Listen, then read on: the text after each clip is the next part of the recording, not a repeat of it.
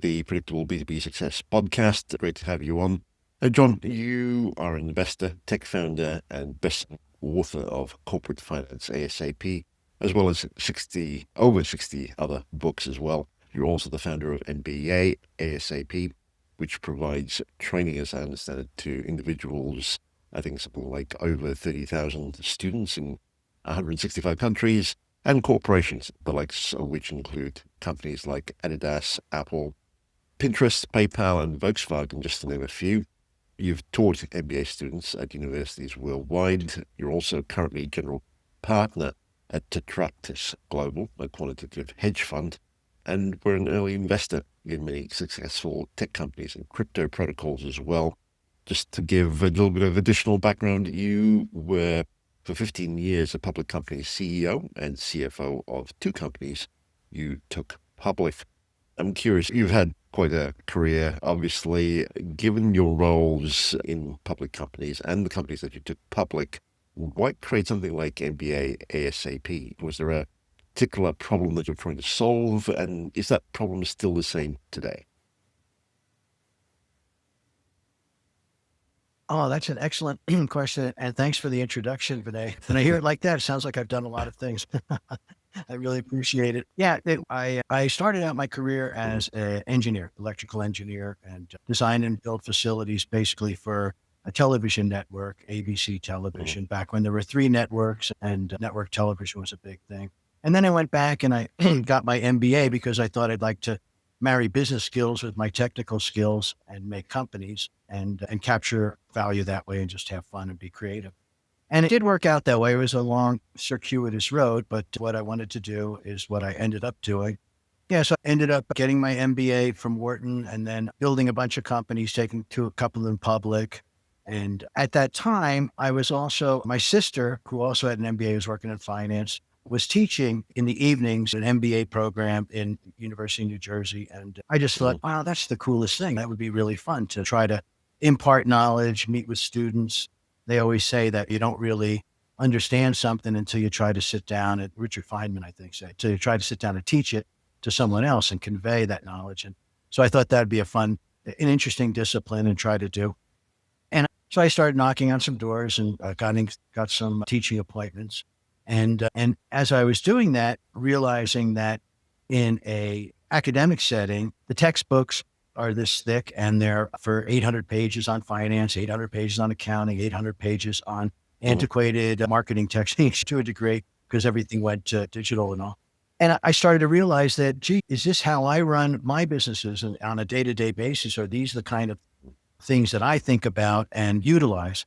And I began to realize that there was a disconnect there between what we were teaching the students and how it was actually practiced. And so I started to try to boil things down to the fundamentals. And also I realized that a lot of the students didn't really understand what they were learning. There was so much information, that old drinking out of a fire hose kind of idea. They were getting inundated with so much stuff. They didn't have a context to say, this is relatively important. This is maybe less important. It might, and in a university, it may be academically interesting, certainly, and intellectually stimulating, but is it something that day to day you're going to be using? And I tried to parse out the material and figure out what was the stuff that they needed to know and also give them a context that here's the most important things. And then you can slot in all the other things you learned into those type of boxes. And I realized that using my classroom as a laboratory, see what worked, what didn't work. And when the light bulbs went off, that I knew that was something that was important. I remember just going in and saying, okay, what's a balance sheet? And put up a thing. And these MBA students would all be like panicked and say credits, debits, assets. They were just throwing out buzzwords that they knew, but they didn't really understand how these things work together. So I would stop and really go through. And at the end of the class, the students would come up and say, wow, I've taken 4 courses in this subject. And I've never really understood what a balance sheet was in simple terms. And then you can always make it more complicated, but you first have to know the simple parts. And that's organically through that, I started to write these things up into little white papers and make slide decks. And those became sort of the outline for books. And then technology also was advancing and Amazon started Kindle Direct Publishing. And from there, I could just upload a manuscript, just a Word document, and they had a cover creator and start making books and selling them. And it was easy to do and could reach worldwide audiences that I started to do more of it just because it was something that I found accessible and simple and frictionless. And they even make paperbacks and hardcovers of the books, and they make them one at a time. It's called print on demand, POD. So there was no working capital at all in there. And I could just put up my ideas and see how they went. And then also polish them in an iterative way. Because say if I found there was a typo on page 13 or something, or page 54, I could just change that, re-upload the manuscript, and the next day the revised manuscript was up there. So I didn't have to worry about this has to be perfect before I set it into type. So for those reasons, I started out with books, and then I just started to use my phone, which has a wonderful video camera in it, and just putting a little tripod, recording my lectures, and then editing them, and then uploading them to some sites. One, Udemy, I use a lot. It's just great. I can put PDFs of my books, slide decks, videos that I edit down to maybe 5 to 10 minutes so they're bite-sized, and make courses and then disseminate those. And so that's how I started to develop it and to try to bring the fundamentals of business, not just to MBA students, but to anybody who is interested. There's lots of people out there that maybe they started a bakery or an auto mechanic shop or something, and they have those skills, but they still need to know how to talk to their accountant, how to get marketing, how to get awareness of their business and all that. So those are the kind of people that I target, as well as people that don't have time to go and get a formal education, the expense, the time, but they need that type of information to level up what they're already doing. Yeah, that problem or gap I still see is there, and just proven up by how many students I have. And it's amazing that I thought it would be very much a US based thing, because that's where I am. And I probably think US centric too much, but I have students now in 168 countries. That's almost the whole world. I think there's 195 countries total. And it's just wonderful to meet and contact with people from all over the world. And everybody has the similar kind of aspirations to figure out ways to either free themselves from the 9-to-5 drudgery, or to make a side hustle to make more money, or figure out how to invest. And for all those reasons, I feel like I'm really fulfilling a niche, and it all developed basically organically in that way. Well, thank you for sharing that. I think it's fascinating to hear that you very much believe in education as a key means of bringing people up to speed, not just in theory, but from a practical point of view as well. It's certainly something I am a believer in, as well as I try to help companies put together educational email courses in order to bridge that pre-awareness gap, especially with those who have tech platforms where the jobs to be done or the actual use case isn't necessarily obvious when you go onto the website. I'm sure there's a lot we could unpack there. You're, as I understand this, using mental models to help people grasp concepts as well as think strategically. Would that be correct? Yes, Vinay, thanks. And thank you for saying that about education. I think education is really the best investment we can make, as Warren Buffett said, is an investment in ourselves. And no one can take that away. When we learn something, we have skills, and to stack skills through education is just a great way to develop agency in the world. And it's an incredibly powerful thing. And Warren Buffett's partner, Charlie Munger, who passed away last year, was a big advocate for mental models and having what he called a lattice work of mental models. And basically, mental models are frameworks that we use, shortcuts to apprehend the world. And there's a lot of different ways that we can look at things, and having a toolkit of them, we can apply basically the right mental model to the right situation, hopefully. And if we train ourselves in being aware of what those models are, then we can better decisions, hopefully, and even a little bit of an incremental advantage in that can be marvelous in our destiny over, when you think decades or something, little inflection points. Better decisions can really help. Yeah, that's where I really got it thinking about mental models, was from Charlie Munger and his saying that you need a lattice work of mental models to assess different situations. And I've just again, organically started collecting them, using them, putting them down. And then I just published a book on the subject within the last year, because I think it's so important for us all to be aware of how we think, There's things called heuristics, which are shortcuts that we use in the world to make quick decisions. And those can be incredibly helpful because we don't get paralyzed making a decision. We make one fast, but sometimes we make a fast decision and we really needed to take more time to think about all of the different pros and cons and different alternatives and options. That's Daniel Kahneman's book was very popular a few years back, the Nobel laureate, Thinking Fast and Slow. There's two ways that we think. One is thinking fast with heuristics and making gut decisions and going, and those can be great because making no decision is usually a poor decision. We want to make decisions with a relative cadence. And when we're, especially in a management or leadership role or something, or even in our lives, it really behooves us to make decisions relatively fast. And especially once we've weighed all the information, to then not be indecisive, but to be confident and go ahead.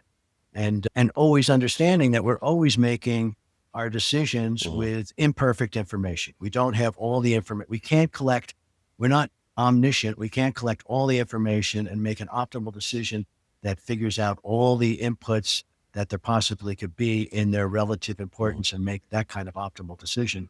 Although that's what economists for a long time thought of an economic entity as a person would make absolutely perfect decisions every moment. But if that's the case, why do they have impulse buys of chewing gum and chocolate at the checkout counter? Because we just grab it, we don't think twice. Yeah, so mental models, I think, are incredibly important for us to certainly to be aware of our thinking. There's also cognitive biases that we have that play into heuristics and all, and can undermine or impede, have us make less than optimal decisions because we have these biases in our thinking. And to just be aware of those type of things and to be able to make decisions. And then, like with Bayesian analysis, it's a probability when new information comes in, revise our thinking accordingly instead of staying to what we thought. When new information comes in, we need to be able to revise our and thinking probabilistically instead of thinking it's either this or that. Thinking there's a 80% chance it's going to go this way. There's still a 20% chance it'll go the other way. And if it does, and understanding, like from playing poker or whatever, understanding those type of, have an intuition for that, weighting those probabilities. And if it does go against you, not to revisionize your thinking and think, oh, I made a bad decision because it came out wrong. So no, there was that possibility all the whole time. You were well aware of it. With the information that you had, you made the best decision you could at that time. They call that resulting, and you don't want to do that as well. Yeah, there's lots of interesting ways to think, and think of these things to try to make better decisions. Better decision making, I think, is key to operating. Absolutely. There's a lot we could dive into, and I'd love to do that in a moment. But I'm also curious, given your journey to date, what would you say is your personal area of strength? My personal area of strength is, I would say, a general curiosity that I find, and that could be a pro or con. They always say, Johannes factotum, jack of all trades, master of none. That if you don't, in our day and age, highly refined skill sets that go very deep, like a PhD and things like that, where you have a very narrow expertise, but you really know that expertise super well. That's one way to approach life. The other one is to have a broad array of knowledge and experience and try to then take things that from one realm maybe and see what's applicable in another realm and use that as a way to be creative and to think of new ways of doing things. And that fits my personality. I have a voracious curiosity, and I love to read across the whole spectrum of just everything and just dive into all kinds of things. Now, sometimes that could be that I'm on one path and I see the new bright shiny object and I can be distracted easily. And so focus comes into play. The difference between, having broad interests and finishing tasks and being focused enough to say no to the other 100 interesting things that come along while you're on one trail. That's something that probably took me longer than it should have to actually really get good at and train at and recognize. But I would say that's my major strength, that being a generalist and then trying to leverage in that area of strength, what would you say is something that businesses don't know but should? That's a wonderful question. I think one thing that businesses may be cut off guard, don't know, and may be cut off guard here in the very near future is the accelerated development of artificial intelligence and what's that's going to mean for businesses and not getting ambushed by that and having a workforce that's facile and knows how to use artificial intelligence. A lot of businesses are going to be undermined and Kodak when digital cameras came along in your phone. Suddenly, we didn't need film, we didn't need cameras, we didn't need developing.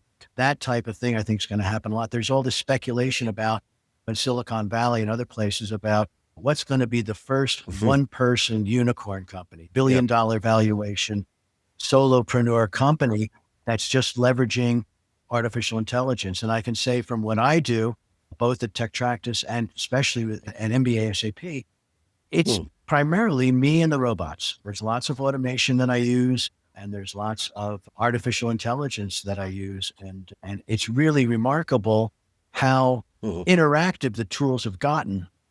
And so I think that's something that companies really, because that type of the Kodak cautionary tale, companies can be leapfrogged very quickly by someone who's more nimble and employing a bunch of artificial intelligence things. There's this whole new realm called vibe coding, where people code computers by the vibe. They don't know how to code all the languages. And I'm a relatively good computer coder, but many years ago, I decided I don't want to keep up with that learning curve because it's constantly changing. There's a new language, there's a new version, there's new tools that you need to, and you really have to be on that learning curve to be a good coder. But now I'm coding up a video game of MBA-ASAP, a business video game, and I'm just doing it in conjunction with ChatGPT and Claude and using Unity as the gaming engine. And it's remarkable that I can say what I want to do. We frame it out. It's like having co-founders, real partners, except they're artificial, or you could say. And I found that to be really powerful and also very effective and efficient, taking the human element out of partnership. Because to a degree, I wouldn't say that the artificial intelligence tools are sycophants, but they don't argue. They're always there. And they really, whatever you want to do, they'll take that path energetically as can be and not complain. So I found that to be really a great way to be working now. And that's something I don't think I could have done even 6 months ago. We go through, we figure out what the template is. We do it picked Unity as the gaming engine, but there's other ones. And then it'll write the code for a certain thing, put that script in and build it up and troubleshoot it. And it works. And I just can't believe it. So I can go to do it directly in iOS with Swift, or I can in Unity, it's coded in C#. And I don't have to know all those languages. I know Python well, but then go and learn a new language. That's a learning curve that sort of creates an obstacle that means that I probably wouldn't pursue this opportunity otherwise. I think there's incredible opportunities, but I think that also means incredible threats for incumbents, people that are already out there that are doing things a certain way with a certain organizational structure and a certain amount of employees doing these different tasks that suddenly now could be done at least as well or maybe even better with automation. And how does someone then reorganize their company very quickly, or does the incumbent fall to some startup that has done that and then they can't catch up? So that's something I think that companies, as I look around the landscape, I see some complacency. Okay, so not just curiosity, but a degree of agility as well in the way you think and structure your business, certainly. You emphasize mental models for decision making. I'm curious, as you impart this, say through something like an email course to help founders, how would you help them identify which models matter most for their specific revenue challenges? That's a great question. And I would, one model to start with all the time, I think, is the Pareto principle, the 80-20 kind of principle, and find out what is the 20% that'll give you 80% of the results that you're looking for. You can really leverage something. And just thinking that way to try to find out, especially if it's revenue issues, you want to grow revenue, what would be the biggest, the easiest channel or something to develop to see immediate returns or to grow a certain return and to always run experiments. So I would say that's one model to look at. And again, something like that, it would be an interesting question to pose to Claude or ChatGPT and see what they came up with. There's also Notebook LM and some other tools that Google has that where you can make a universe of the material that it's going to query off of. You put in your own material and it's not looking at the whole universe of the whole web, but just the specific stuff that you do. So you could put in a bunch of books and things on mental models and then query that and say, what do you think's the best one for this type of, to help you with the revenue increases? And I found too, that then it's the follow-up questions that you ask and the conversation you have that really gives you the really valuable information in it. Because I think a lot of people use ChatGPT or something and maybe query it and it comes up with something that seems banal or mundane or obvious or incorrect. And they don't then query it with a couple of other prompts to refine it and then realize, wow, when I do that, then it really comes up. Okay, that's certainly useful. Yeah. Financial literacy is also a big part of an MBA skill set, if I could put it that way, certainly for founders and any senior executive on a company. What would you say are 3 mental models that would help non-financial founders overcome the resistance to learning accounting principles? Wow, that's an excellent question too. Financial literacy is just so important. First of all, I think they should teach it in high schools to people so we really understand before getting out into the world where there's so many predatory financial options. People get seduced by credit cards right off the bat, and all of a sudden they have a bunch of credit card debt at a very high interest rate and it becomes a burden for them, or how to really navigate car loans, all those kind of things, that what a mortgage is and escrow, all those type of ideas. Yeah, I think that, and then also to understand how financial statements are put together so you can actually read a balance sheet and an income statement and a cash flow statement. Yeah. And what mental models, I'm not really coming up with what would be a good mental model off the top of my head for having people to do that, other than it's so necessary. It's the financial literacy is the lifeblood of a company. Accounting is the money comes in, how it flows through the company and what's left over. That's actually all there is to a company to a degree. And financial statements are the end product of accounting. And so to be able to read those and understand those, whether you're in marketing, operations, any type of role, certainly when you start to get into managerial and leadership roles, if you get P&L, profit and loss responsibilities for an entity in your company, you really need to know the finance side. And I think a lot of people that don't come from finance, not everybody does, it's a great element to add to your skill stack. No matter what else, you're really a big proponent of that too, skill stacking, learning other skills that then you can put together that make you unique. And I think that's one that can be easily added to anyone's skill stack and can be immensely powerful and beneficial to them in their career and in their success. I would certainly agree with that. If I remember correctly, the last time we spoke, you were talking about a ready, fire, aim philosophy in order to test market demand. And I'm curious, you've become a big proponent of education and have created MBA-ASAP. But if a founder or a company wanted to test out market demand for a particular product or service and had a bit of an email list, how would you translate that philosophy into perhaps more of an email sequence or course, if you would, to test out market demand? And that's a wonderful question. Yeah. The ready, fire, aim, we used to say ready, aim, fire. And that extra step, really ready, prepare a little bit, fire, do something, and then be data centric and look at the feedback data and then course correct or iterate based on what the feedback is. And that can be done I try to do that in every situation. When you're doing email marketing campaign or something, A/B testing even is just the way we have maybe set 2 different headlines or something and see which people click on the most. Some of the email products will do that for you, where they'll take 10% of your email list and 10%, put those 2 on, whatever one wins, then send out to the rest of the 80%, the winner. Those type of things are very valuable tools.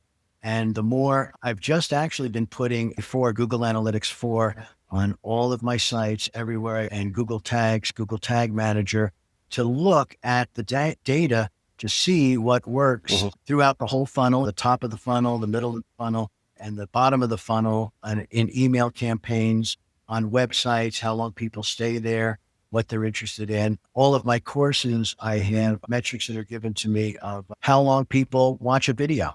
Do they watch the whole thing? Do they watch only this? Most of the people only watch 5% of it and then jump off of it. And then I know if it's only 5, then I really need to go back and refine that, make it better, make it more compelling in some way because it's falling short. And so using those kind of tools, get anything out, the whole entrepreneurial concept of trying to get product market fit and getting customer discovery and figuring out who your customers are. And the product part, product or service, a minimal viable product where you create something that instead of getting all the bells and whistles and increasing the feature set and really getting it perfect, getting it to the minimal, it has to be viable, it has to be good, but get a minimal viable product that then you can launch and get in front of people and then see how they interact with it, how they adopt it, if they use it, if they like it. If they don't, then you have to go back and refine it. If they like one part of it that you didn't think was the main part, then that's the part that you have to focus on, and really being customer centric and not thinking that your idea is so important, but you're putting the idea out there and then you're finding out it's what the customers want. If people don't like it, then it's not that good. And some cases that getting customer information may not be the way to go. Henry Ford said if he had asked people what they wanted, they would have said a faster horse because they didn't know what a car was. And things like Steve Jobs making the iPhone, when it's a sui generis, unique category that's never been around before, you can't really rely on people's expectations because they don't have anything to refer it to. But in most cases, relying on what the customers want of your product is really the key. And when you're developing things, develop quickly, put it out into the world as cheaply as possible until you really find that product market fit. And then you can scale, then you can start advertising, but starting with something that you may be embarrassed about. I think Reid Hoffman, the founder of LinkedIn, said, if you're not embarrassed by your first product, you waited too long to launch. It should be something like, oh, it's not ready, but it's ready enough to test it out and see. Yeah. So I think that ready, fire, aim is a great kind of iterative loop, where you're going to prepare, send something out, launch, fire. And aim is where you're reviewing the data, reviewing the feedback, and then you're going to ready again, revise things, fire again, keep going, and trying to develop things in an iterative way and polish them up in that way. And I think that's a great way to achieve product market fit and make something that people want. Also recommend adding specific financial metrics to something like that in order to the product market fit, as well as to ensure that you can scale up the traction that you're seeing come through initial testing? Excellent. I totally agree with you. Yeah, financial. At the end of the day, it's all about the revenue and the pricing and the financial information. So yes, that's a big thing, is testing elasticity of demand, where the optimal pricing is, where you make the most revenue before you price it too much and then it starts falling off. But if you price things too low, you may sell a lot of them, but you're not making enough money to support especially to support the marketing campaigns that are required to make people aware of your value proposition and sell your product. So I think that's something that is a mistake a lot of us make. First is pricing things too low because we really want to satisfy a customer, make it a discount, prove that we're giving lots of value for a low price or whatever. But if you don't price it high enough, you don't make enough revenue to support the expenses, especially the expenses of once it's built or whatever, of marketing. And marketing can be surprisingly more expensive than we think sometimes. And so you have to price things high enough, and testing, where's that sweet spot? How high can it go where people will continue to buy it? And using the revenue figures back as a metric is absolutely critical. It's have to make enough money to. If you were to try and get this point across to perhaps those who do not have much of a financial background. Is there a particular narrative that you would share in order to try and make this point land effectively?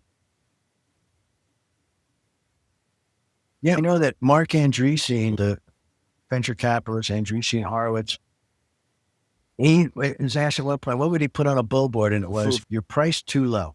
All of his companies, he says, they all price too low, and he has to get them to price higher so that they can make enough money to scale. And that would be, and it's, the proof is really in the pudding too, as far as trying different prices and then seeing what the feedback is and how many people buy at different numbers. People in different parts of the world have different disposable income ratios too, and things like that, taking all those kind of things into account. And sometimes what I found is things that are priced too low, you're trying to make it a real discount value at all. People are suspicious of it because it's like, it can't be that good if it's just that inexpensive. So sometimes I've seen people like luxury brands and things that price way high, and then people adopt it more because there's a implicit prestige or something in the higher price. And that a lot with luxury goods. And then you have those, when you look at Apple, they have incredible operating margins because they are a tech company, but they price like a luxury goods company. And then they have these huge margins that then they can use to really do excellent advertising, have beautiful looking stores and deliver things, and have incredible technical support and all those kind of things that cost a lot of money, but add incredible value. It's not just the exchange of that product at the time, but how are you going to use it? How are you going to support that and gather information about your customers and things? Your critical, book, yeah. Corporate Finance ASAP, has done particularly well, in which you simplify complex concepts. So I'm curious, what writing techniques have you found that make financial frameworks sticky? And I'm asking this question because email can be a bit of a fickle thing in that it's difficult to get people's attention and land particular concepts or ideas. What techniques have you found were particularly? That's a great question. Also, Vinay, and I like that idea of sticky and stickiness. And those two brothers, I can't think of now. I think I have the book back up. They make it sticky. It's just great ideas. How do you make something that sticks in someone's mind and compels them to learn more? Yeah, I think really my writing techniques in that really started in the classroom and just testing out what people seemed to understand and what seemed like it was, I wasn't explaining it enough or whatever to get it going. I think breaking things down into the simplest subjects so that each individual learning kernel or atom of learning is easy enough to digest that people then feel like, oh, and they start to gain momentum and confidence. Oh, I understood that concept. I can understand the next concept. And once they get a couple of those going, then I think people tend, because I know I do, then I say, oh, I have confidence. I can learn the subject where it seemed like insurmountable and opaque and filled with buzzwords.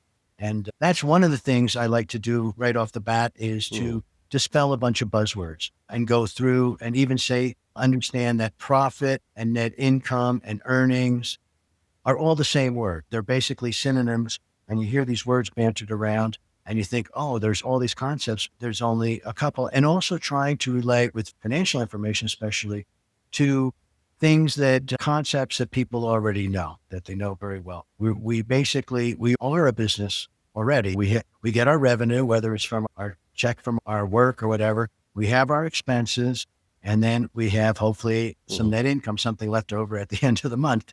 And you get your salary, and then you have your rent and your electric bill and your food and your clothing, all those and your entertainment.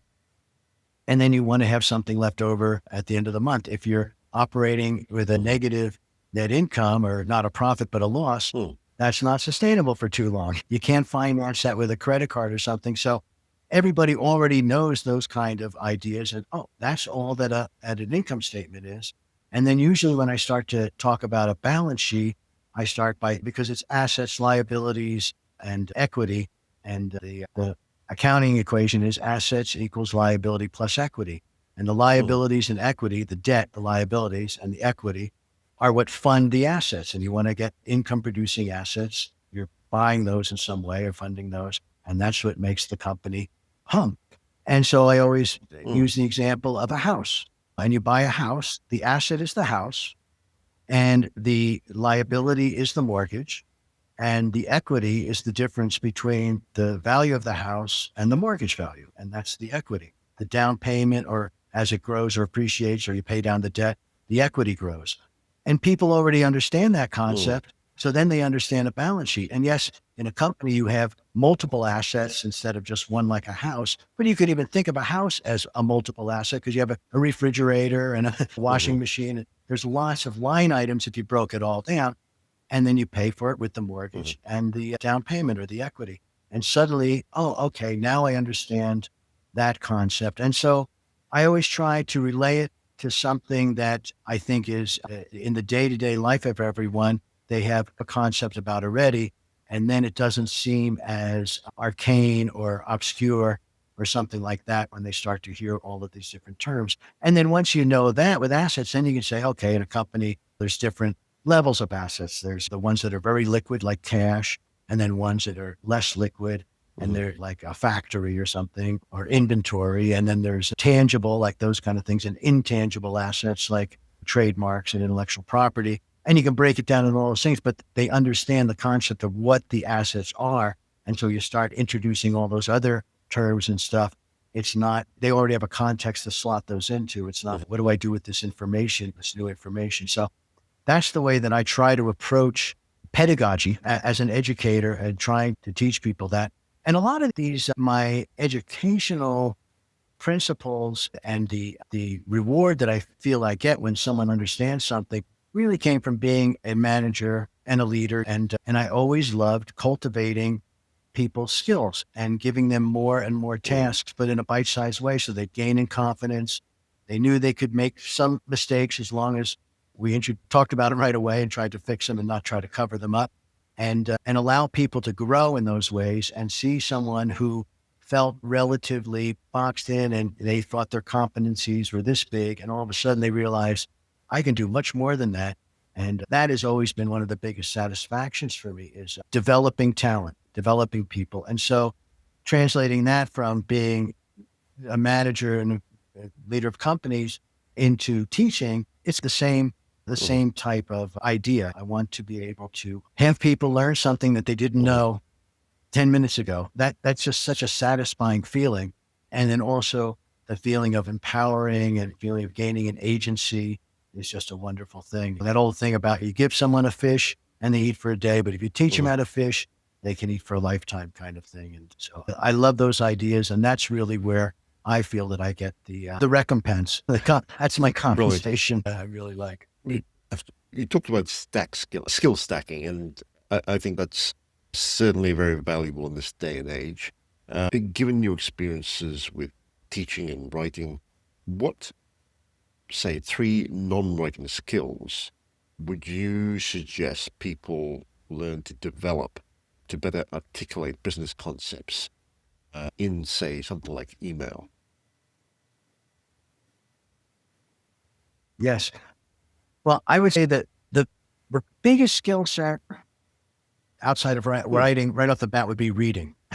Really being able to read. I think in our day and age, or whatever you want to call it, we're seduced into just scrolling quick little nuggets, and to actually sit down and read things, a long form piece, a book, something like that.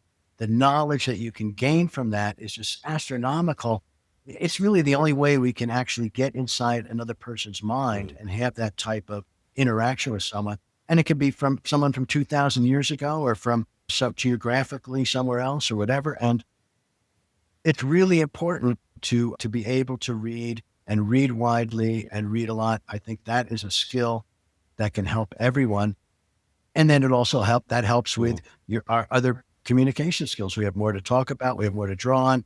We can express ourselves better, and we can write better. If you're thinking too, I like this little adage, if you're thinking too little, if you feel you're thinking too little, read. If you're thinking too much, write. Get that stuff out of your head, down on paper. And writing is such an important discipline because it really a lot of people, I think, avoid it because it's painful. It's hard. We're trying to clarify our ideas, and it doesn't come easy. And that's something that is so important. So those in conjunction with each other, I think, are really important, especially for email and things, to be able to read and to know what good writing looks like because you're reading it and you appreciate it. Then you can, as Emerson said, respond in kind. That's what we end up doing. It's like it elevates us to a place that then we start thinking and responding at the level of those authors that we're reading. And it really elevates our game, I think. I would say that's a huge skill to help with getting better for anything, for email. I was just thinking marketing skills, everything is sales at the end of the day. We have to figure out how to sell in any kind of situation, whether it's to a prospective employee, to a vendor, to a customer. It's really, and in conjunction with that, I think a very important skill set is negotiating skills. To be able to negotiate well and understand and have a formal process for how we negotiate and not be like just ad hominem, us against the other guy, and we're going to win. And it's a zero-sum game, and whatever that other person gets, they take it away from us. But if we could figure out how to grow the pie or figure out where we have different interests that maybe can complement each other and craft good, sustainable deals or agreements, I think that is absolutely critical. And negotiating skills, we don't get what we want in life. We get what we negotiate in every situation, whether it's where we're going to go out to dinner, what movie we're going to see, social situations, or certainly in business. It's really important to be able to negotiate well and address problems in a where everybody's looking to try to solve the problem, not to belittle or get over on the other side. Because at the end of the day, when you make an agreement that way, the other side is going to be pretty angry at the end, and it probably isn't going to be enforced because they won't want to do it. They'll be passive aggressive about it, or they won't go the extra mile.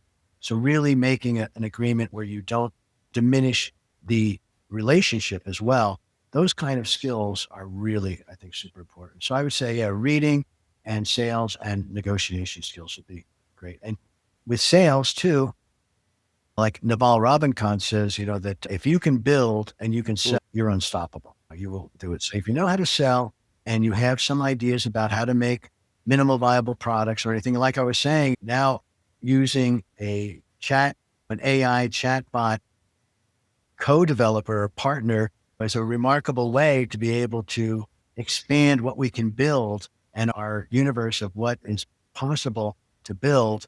And then we have all these incredible tools to sell, email campaigns or just making a website, social media posts, all kinds of things that can be wonderful for getting people to aware and understand what the value proposition is, developing trust and making a vibe. The last time we spoke, you also talked about a groping philosophy.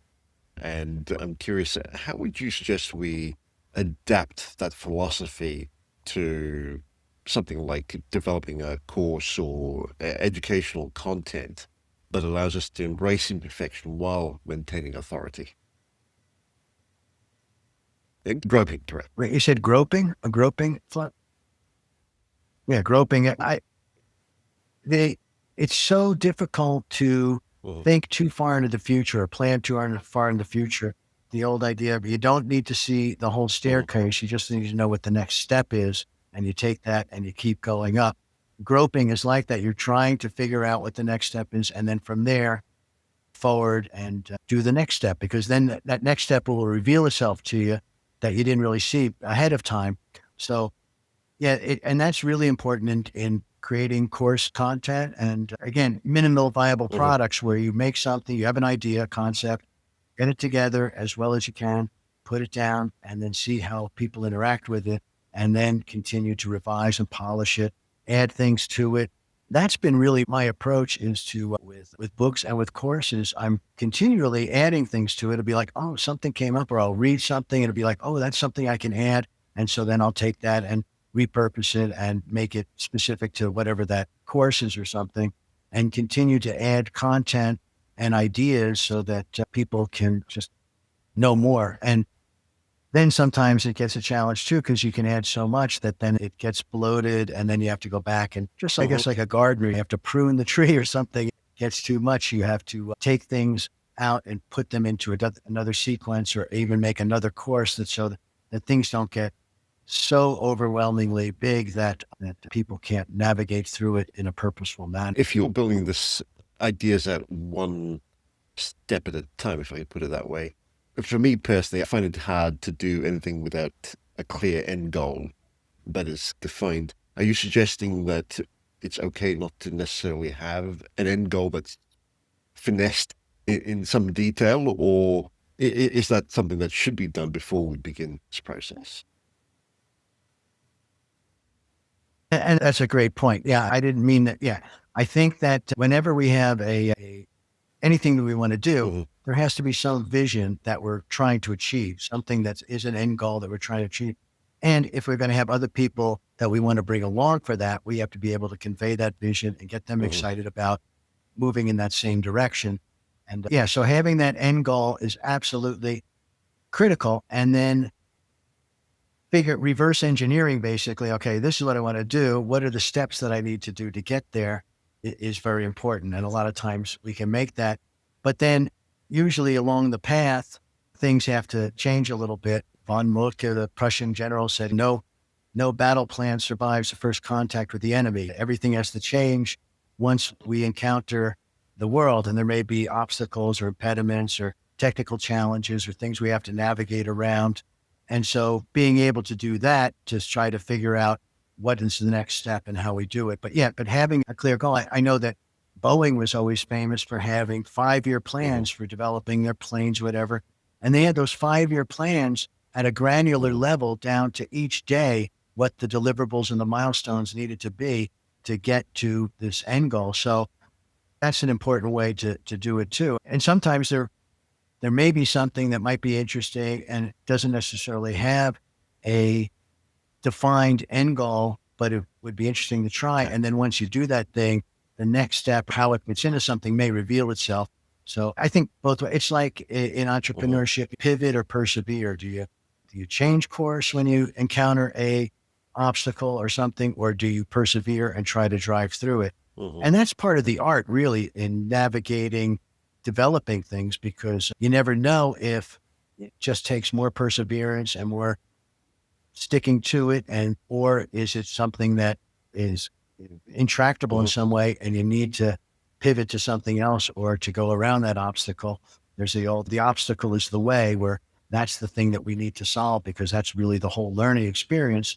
And the other part is the obstacle may be just a Gordian knot, a lump that we can't solve, and we need to be able to navigate around it. And to know when to pivot and when to persevere, there's no magic formula for that. It's an art and intuition. But you're absolutely right. Having a articulated end goal of what we want to achieve, and that's, I think, why we end up doing anything, is because there's something that we see that's out there that we'd like to do or to see in the world, and then we have to es- estimate how feasible that goal is to achieve. And if it seems reasonably feasible, then going for it. Like the atomic bomb, they knew that was actually feasible at that time, but then they had to build all these big plants to make the uranium and to make the explosion a certain way and all that kind of science and technology that had to be invented in order to get there. But they felt that it was a feasible Mhm.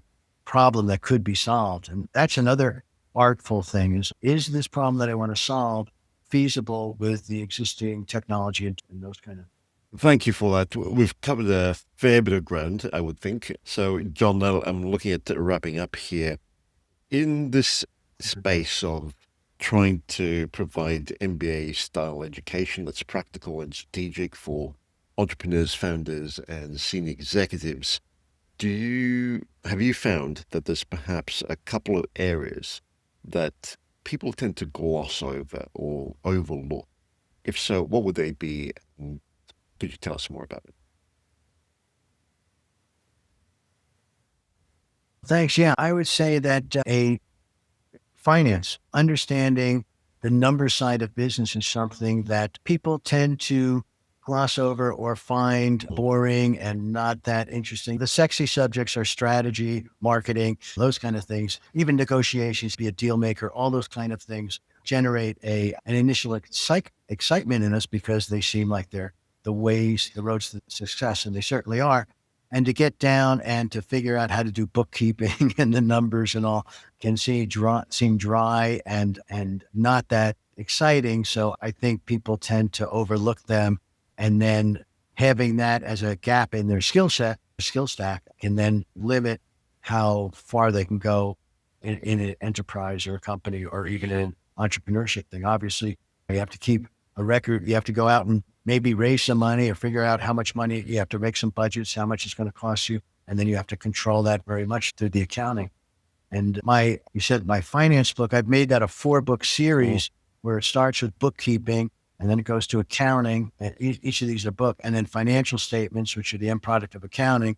And then from there, those are the retrospective things, looking backwards, how much money went through, and here's the report of it and all. And then prospective, looking forward, is the finance part, the corporate finance part, and budgets and financial forecasting and using discounting future cash flows to a present value. All those kind of things are looking forward.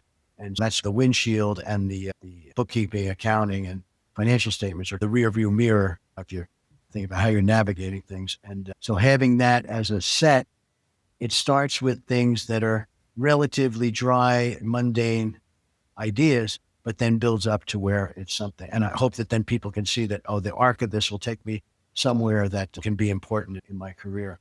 I remember when I was young, my girlfriend at the time, I was in college, and her father was a very successful entrepreneur, had an incredible plastic business with several factories all over the country here. And I asked him, what do you think is the most important thing I could learn about business? I really want to start to learn about business. I didn't know anything. I was just a kid. And he said, learn accounting. And I was so disappointed. Learn accounting? I don't want to learn accounting. So I would say that's the thing that people tend to gloss over. Right. To wrap up, John, if you were listening to this episode, what would you say would be your top takeaway?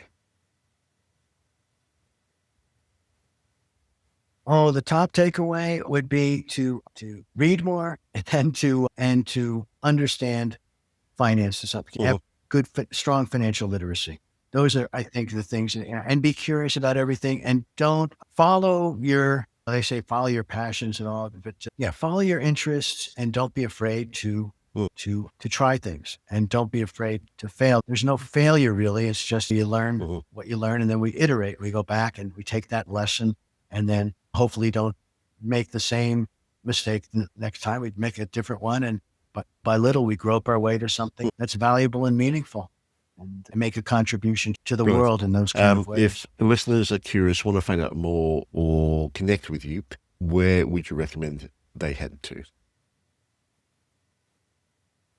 Oh, thank you, Vinay. The best place is to my website, MBA-ASAP.com. And on there's also a way to sign up for my email list. And from there, my email is john@mba-asap.com. I answer every question, everybody that, has something that they want to ask me and stuff. So yeah, I'm available, and sure. Look forward. We'll include links to that in the show notes. Is there a social media profile, LinkedIn? Is that your preferred platform? Yes, my LinkedIn profile is a great place too. Okay. We'll include links to that in the show notes. John, thank you so much for doing this. It's been brilliant. Oh, Dan. Oh, I really appreciate it.